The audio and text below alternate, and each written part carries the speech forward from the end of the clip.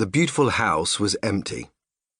Kristin watched from the front window as her sister climbed into her snow-spattered car and drove away, shuttling from one set of worries, Kristin, to another, the noisy, complicated, enviably involving struggles of her family. Suzanne had left behind a liveliness in the air through which she had moved and talked. Kristin walked back to the kitchen, where there were syrupy breakfast plates to clear. She transferred them to the small dishwasher and sucked her sweetened thumbs. "Diversify," Suzanne had said. "Find some other activities and interests." She used a clear, careful voice with Kristin at the moment, stripped of challenge and argument. In Kristin's mind, Suzanne's broad, freckled face still hovered, neutral and patient, ready for her reaction. "I understand you not getting a job for a while if you don't have to. You're in a great situation when you think about it. You can start things however you want. Craig thinks—" Kristin didn't care what Craig thought. Craig was entirely unsympathetic.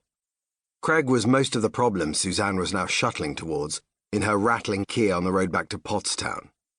Craig thought that Kristin had got it made, married to her boss, divorced by her boss, and now entitled by law to the lifestyle to which he had become accustomed.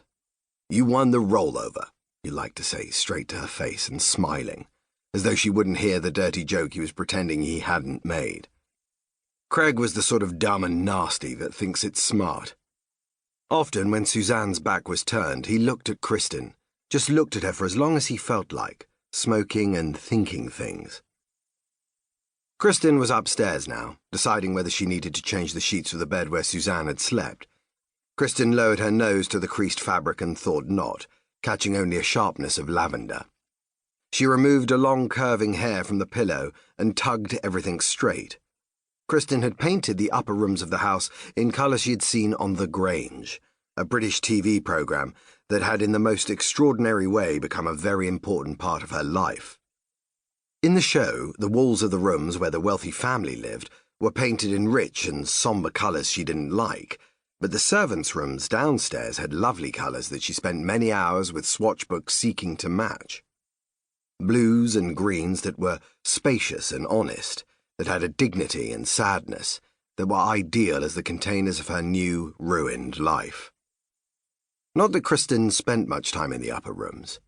The bedding in this one was white, voluminous, heavy, and made soft crunching sounds as she rearranged it, all neat again. A border of broderie anglaise, an intricate pattern of holes, ran across the top of the comforter. Kristin had, with great care and attention to detail, redecorated her marriage away. Everything was now to her taste, and signified her ownership of this desirable row house. Removing all traces of Ron had been a relief, but changing her stepson's rooms was painful.